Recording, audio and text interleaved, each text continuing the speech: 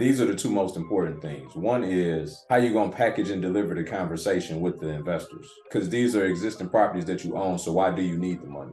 One. And then secondly, looking at what is a good return on investment for them that still puts you in position where you're profitable on the deal as well. Those are the two pieces you got to figure out. And that conversation is more important than even the second one I said.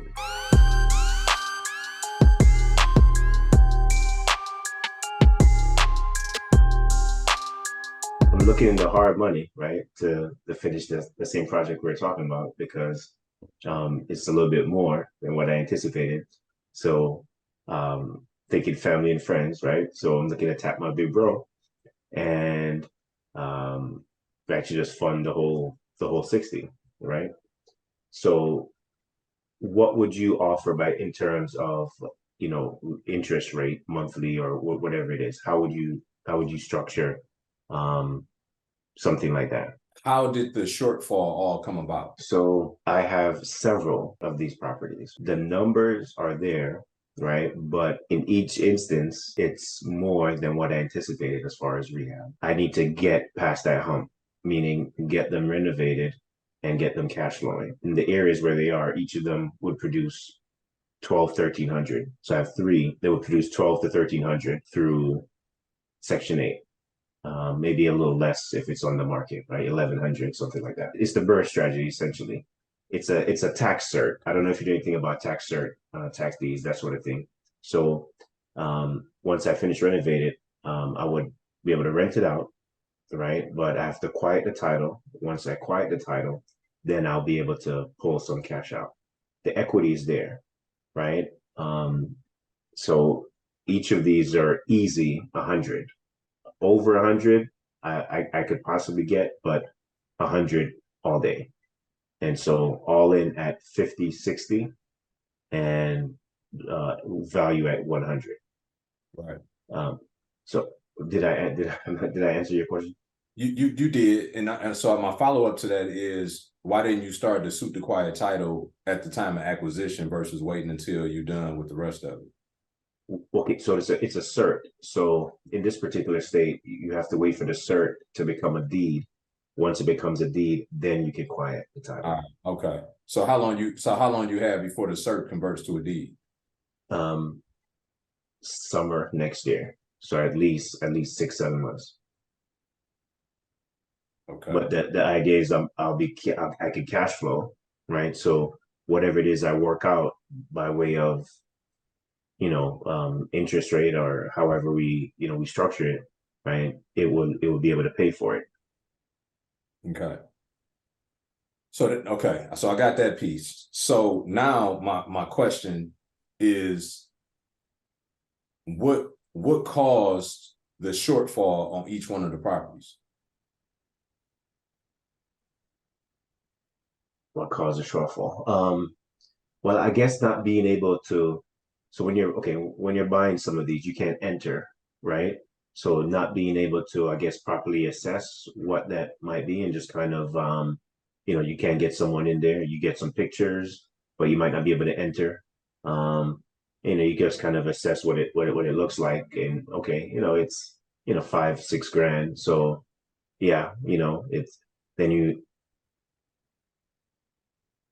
just on this one property, I went in there and just the junk call was supposed to be 800. I ended up spending 3 grand, right, on clean out. Then when they were there, like some guys showed up. I had to get some homeless guy who's been like, just that was his spot for a while, that sort of thing. Then it looked like it might be a trap house in a way, because when the contractor was there, some guys showed up with weapons, start walking around the property. They get scared shitless and like scoot out, they run off. Mm-hmm. But anyway, they go back another day. I had to like put a iron gate on the door, that sort of thing. So I think no one has been there since. I had a realtor go through there. No one's been there since. So I guess they get the message. But I guess not properly assessing, what the cost might be. Yeah. So it was supposed to be 20, 30 grand at most, but now we're talking 60 grand. So Yeah. it's double what I initially thought on Yeah. on all of them. Pretty much all of them. Got you. And just so you know, I'm not beating up on you. I'm just walking through the process, because going out to get funds from somebody could be a great idea. But if we haven't shored up the impediment that caused the problem, then going out getting money from people could be a horrible idea, especially if that money is called family. Listen, I hope you guys are enjoying the video. I'd just be remiss if I didn't let you know, yes, we do have another one of our 5-day challenges coming up, the iFlip Challenge, where I am teaching you how to go out and build a 6- and 7-figure business in 12 months using other people's money. If you are trying to go out and build a real estate business and achieve the time freedom and financial freedom that you've been seeking all your life, then click the link in the description, join the next challenge. I look forward to meeting you guys there. Now back to the video. And so that's why I wanted to walk back to the origin of how the problem started, to see what have we done to solidify that piece, because otherwise it's gambling with other people's money. And I know that's not your heart, right? I get that through your sentiment, but I just want us to be thinking about how do we fill in that gap so that when we go get this money, that it's on good soil. Does that make sense, Sean? Yeah, 100%. So, I mean, I've been speaking to the realtor, right? We talked about some of the pros and cons, of at least one of the properties, the one I was just describing. Some of the one across the street, I guess there's some folks hanging out in there, and there's some empty lots around it. However, as you're entering into the neighborhood, like it's wonderful, right? There's this particular one is like off in the back, right? But everything in the front looks good, just regular families, that sort of thing. But towards the back, you have just a lot of empty lots around there. And someone's occupying the one across the street with a generator, plugged up, something like that going on across the street. Yeah, but I got an idea where you're at. It's a good Section 8, right? It's a good rental area, and right, the Section 8 rent's going for 1,300.